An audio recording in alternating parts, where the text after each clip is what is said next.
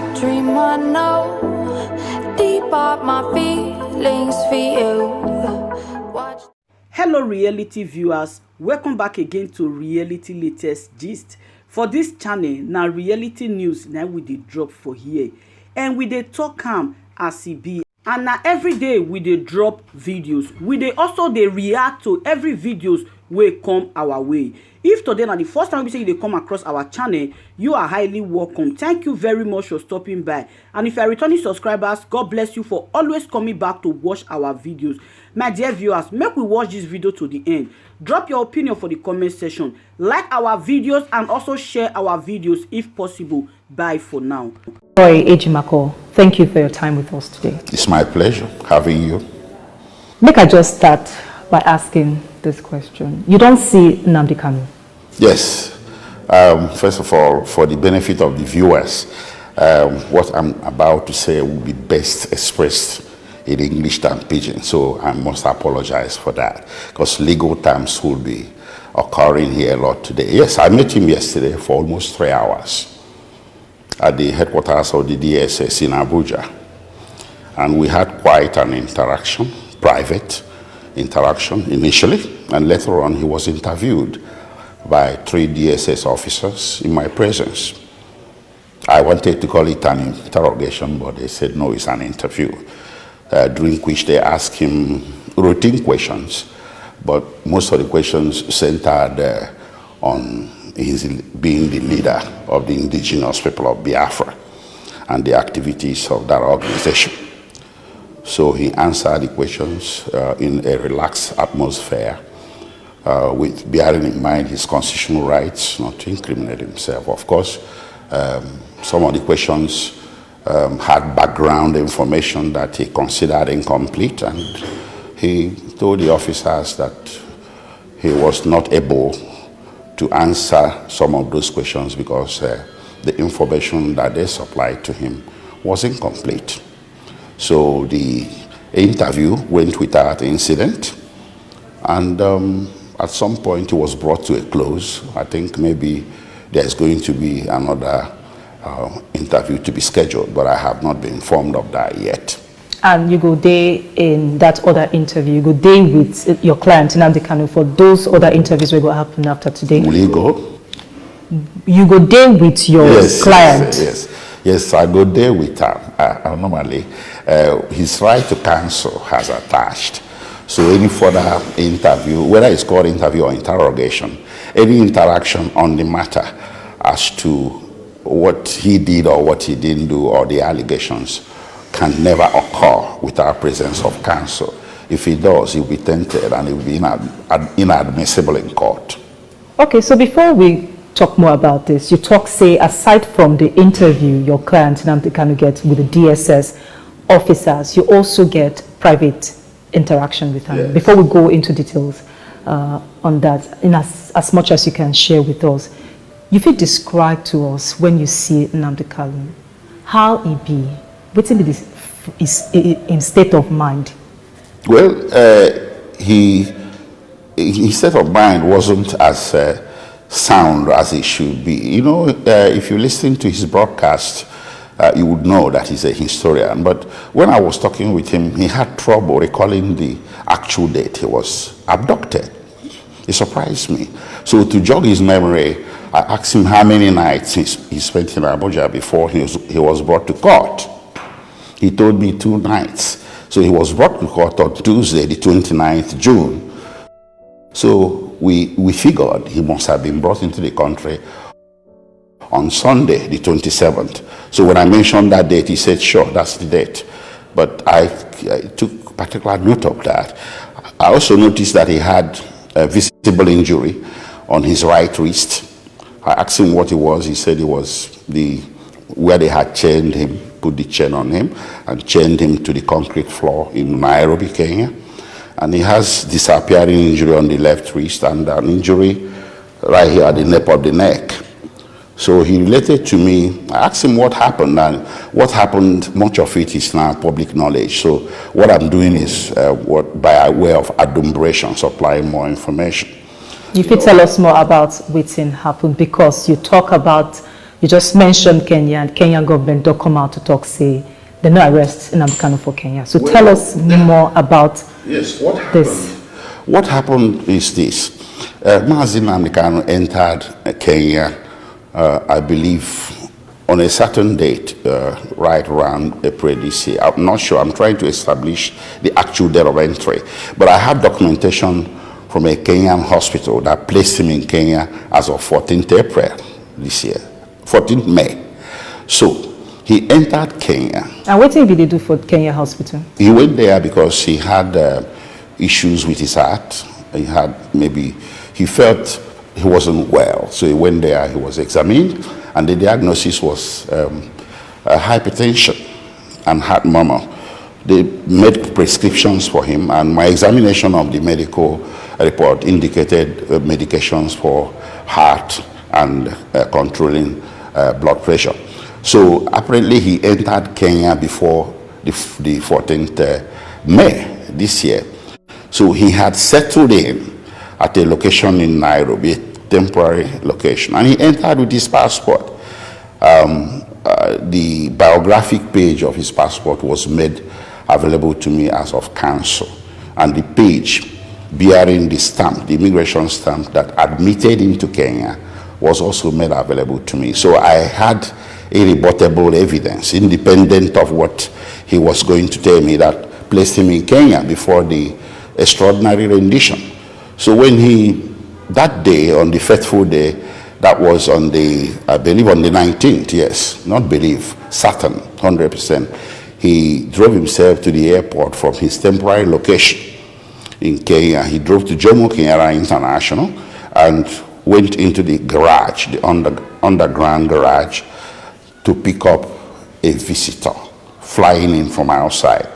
Okay, that is not necessary for this discussion, the identity or whatever. So the moment he got into the parking lot, the garage, a group of several men, well armed to the teeth. And this now waiting Nnamdi Kanu tell you about waiting you remember of waiting happen before they bring him to Nigeria. This is what he told me, and his recollection of this was very, very lucid and clear. Tell us about it. Yeah, so now they swooped on him. They gathered and grabbed him, okay, in a very physical, rough way, and he raised the lamp.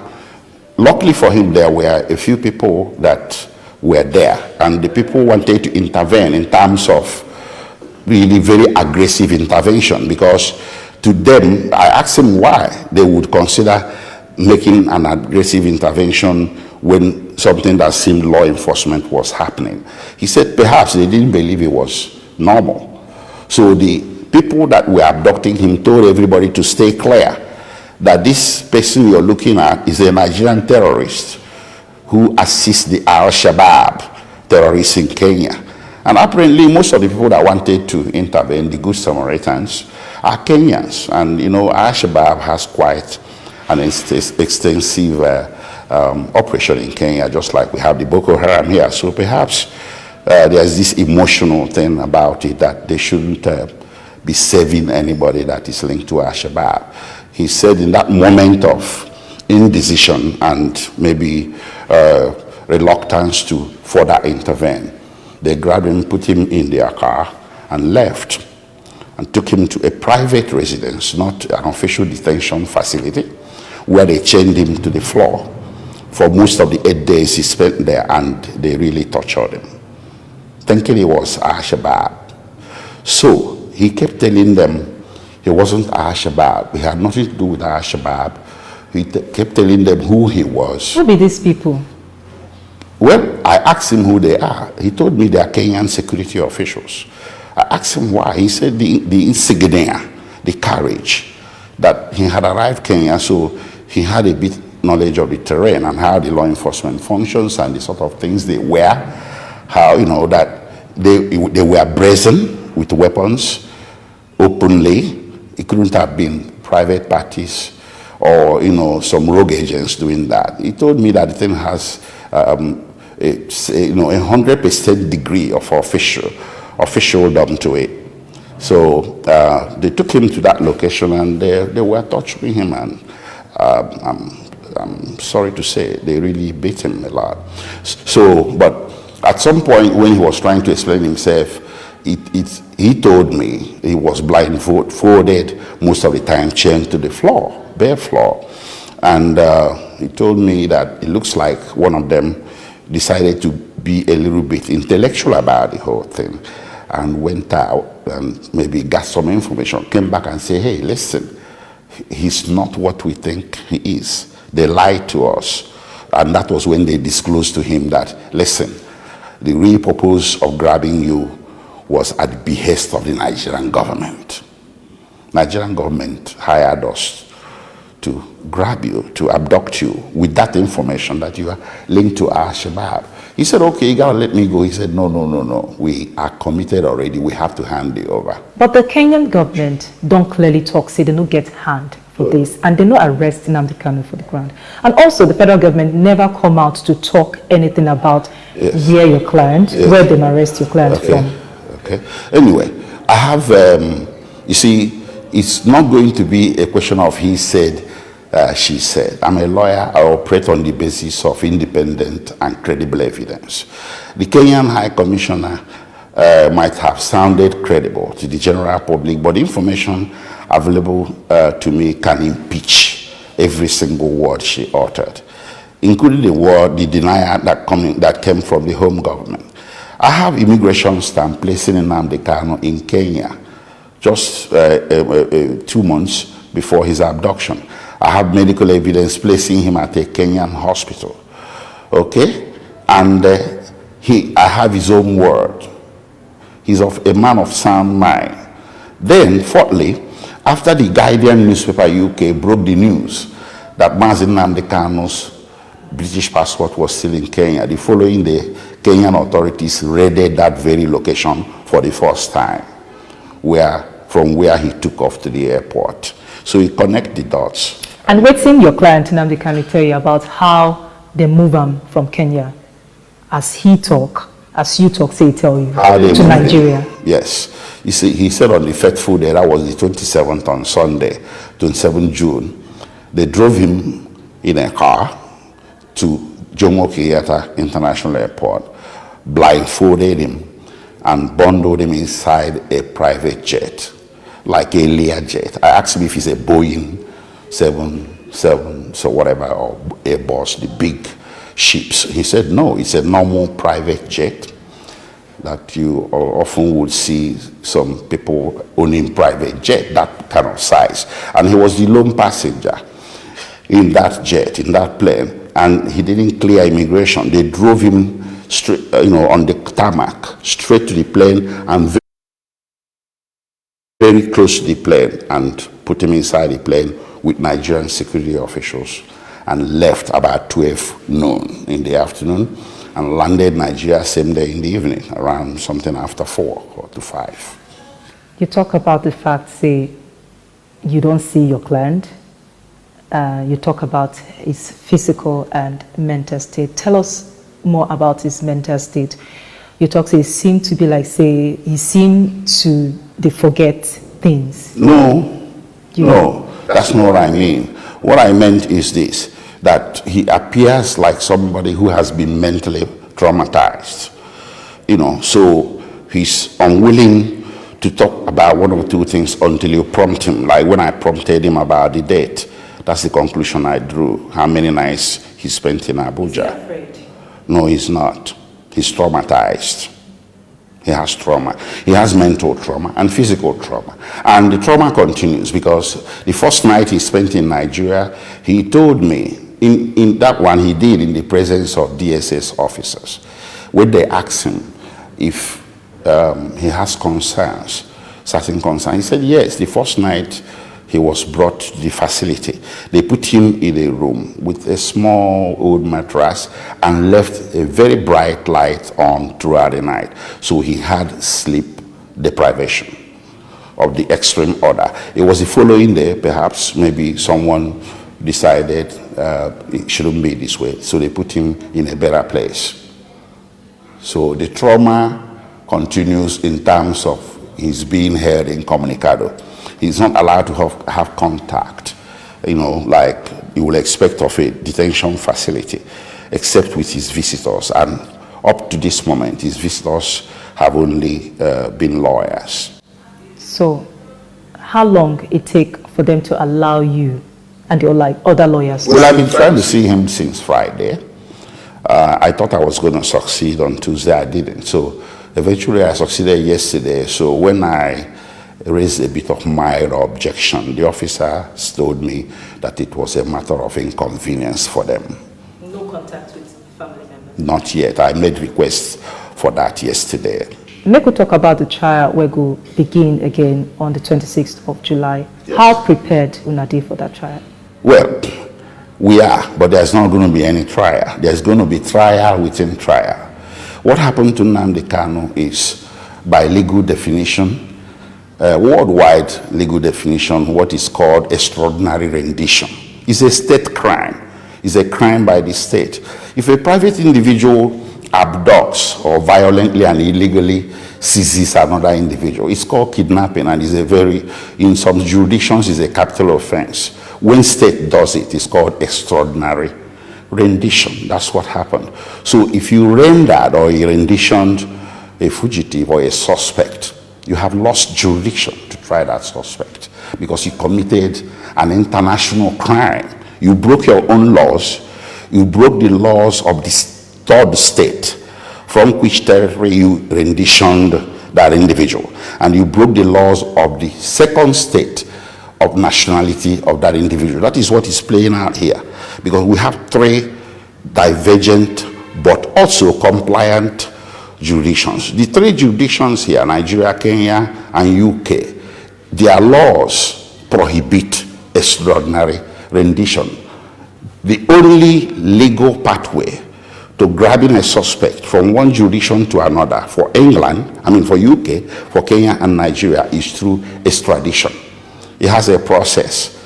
Nigeria has an Extradition Act, which you can find at the Laws of Federation of Nigeria, Chapter E25. Kenya has its own. It's called Extradition Commonwealth Countries Act. Britain has its own. The three laws are very similar. So there's no conflict of law here. The only conflict of law is that Nigeria chose to break its own law, Kenyan law and British law. So that conflict will be ventilated in court to see whether there is jurisdiction to try him for any offense, or whether the proper thing to do is it not to return him to the state that he was, despite the bench warrant that was issued by the Federal High Court here. The bench warrant is not a competent legal document to go into a foreign country and illegally grab a suspect. It's not.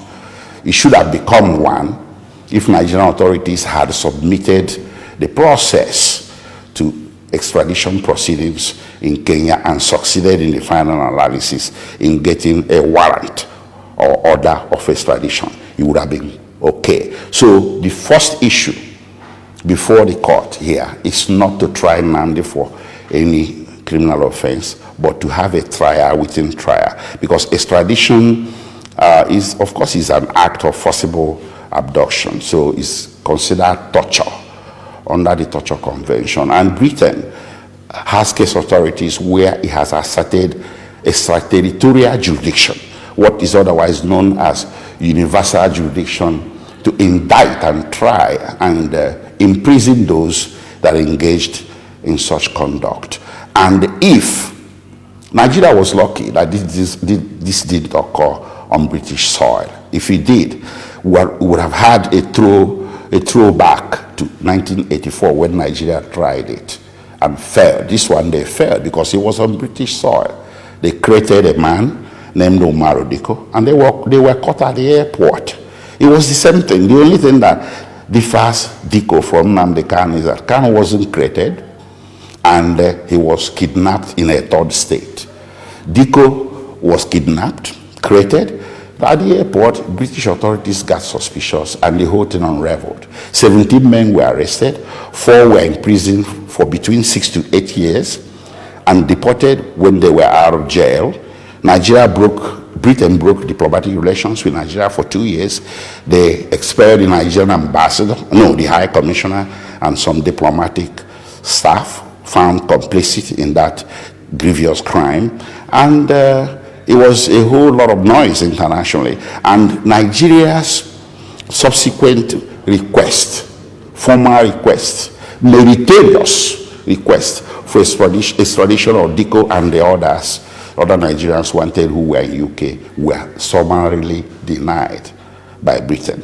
So there are definitely, for sure, countervailing measures when a nation tries to commit such a grievous crime just because they want to have a suspect before their judicial authorities. There are things that the country should have done right, but he decided not to do it. Okay, so they've been calls don't come from different quarters, from different groups, say the federal government must handle this case on the fair note, that the trial must happen, Nnamdi Kanu trial must happen on a fair note. Does this make you optimistic? Fair trial? That Nnamdi Kanu must have a fair trial? You see, there is it's an oxymoron. It's a contradiction to say that a jurisdiction that broke the laws of 3 countries and the international law, that's the 4th component, to bring a suspect before that jurisdiction should be expected to give fair trial to such individual. But like I said, we haven't even gotten to that bridge yet. When we get to the bridge of whether he's going to get fair trial or not, we are going to ventilate it. The bridge we have to cross first is the bridge of testing the impact of the jurisdiction of Nigeria to try Nnamdi Kanu for any criminal offenses stemming from the extraordinary rendition. That's where we are. So finally, pretty weighty allegations and accusations against your client. And some people who I don't talk say, now all these things they could bring up during the trial. Talk about his utterances for Radio Biafra, talk about him asking people to take up arms and commit some atrocities like they said. All this will come up during the trial, and they say the federal government gets very big evidence, weighty evidence against Nnamdi Kanu. Waiting they go through your client's mind, if they think about the trial, does it make him worried? Nnamdi Kanu, especially during his interview with the DSS officers, he explained to them, they asked a question similar to this. He said, what I set out to do is protected under the laws of Federation of Nigeria and under international law, which is self-determination. And I set out to do it through peaceful means of referendum. I was singing referendum like a song. Now, how can you say I committed a crime for pushing something, for holding a protected political opinion? I can give you the quotation. It's at cap A9, Laws of Federation of Nigeria, Article 20 and Article 1.